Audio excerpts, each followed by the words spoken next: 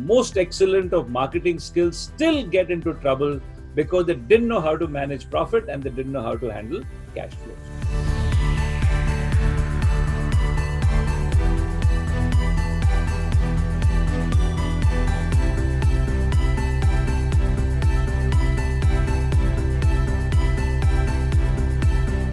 So hi, this is Anil Lamba. I am a chartered accountant, I am an international corporate trainer, and I am an author. Some of you might have read my book, Romancing the Balance Sheet. And I spend almost all my time traveling and talking to people about good finance management. So in your experience, we did this workshop and we did this, I did this class with you. And you spoke about a lot of mistakes that people do make when they start out on their own.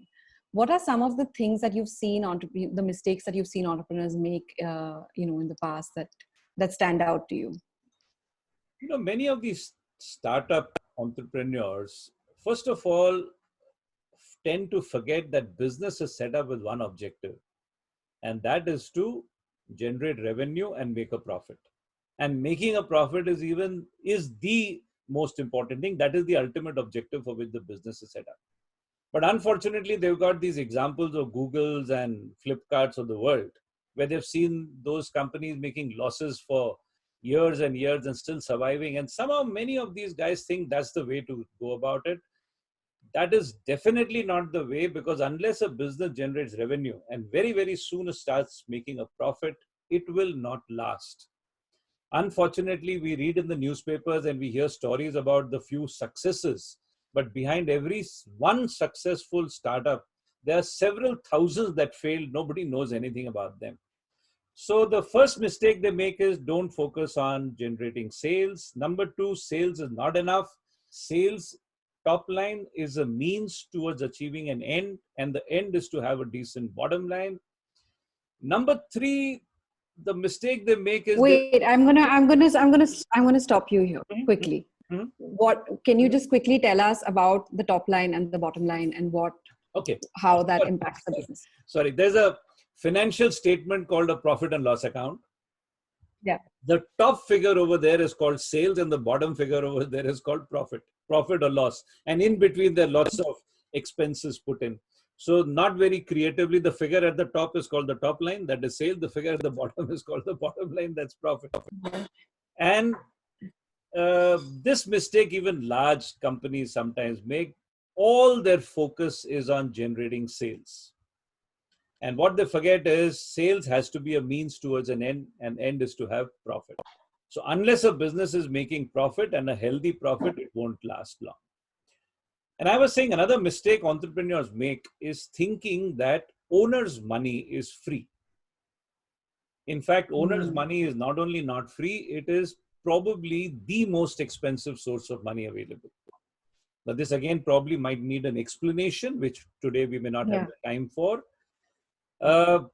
First of all, no money invested in a business is free, whether it's borrowed from outsiders or borrowed from the owner. Owner's money has to be treated as a loan to the organization, and owner's money is far more expensive than borrowed money. So a business may be generating a profit, because your definition of profit would be the revenue from sales minus the expenses incurred to get that sales.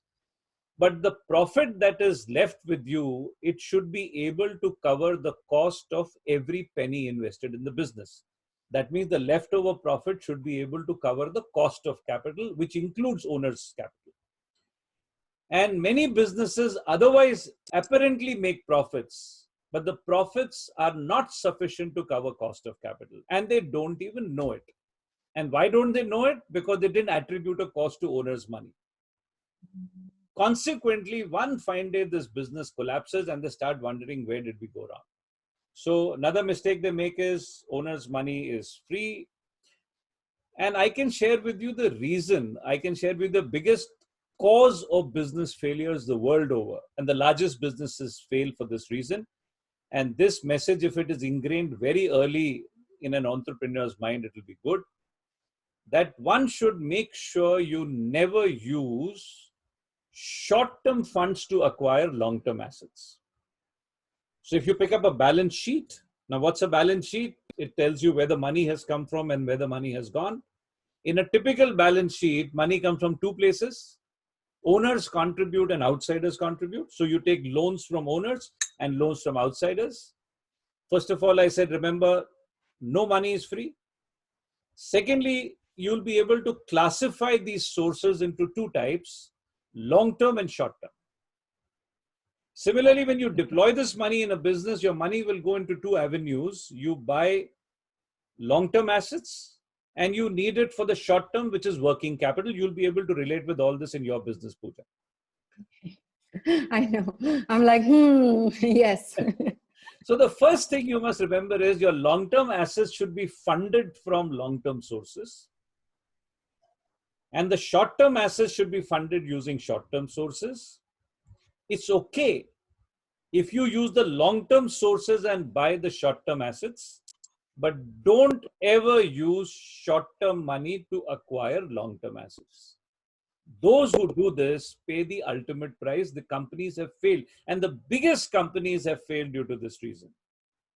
If you start listing What is the impact? Like, can you give me a practical example of how this would play out? Very crude example would be, if I need to buy an asset worth say 100 crores or 1 crore, and my revenue generation is such that I need at least 5 years to earn enough money to repay that loan. If I take a loan to buy the asset, I need at least 5 years to earn enough to pay for it.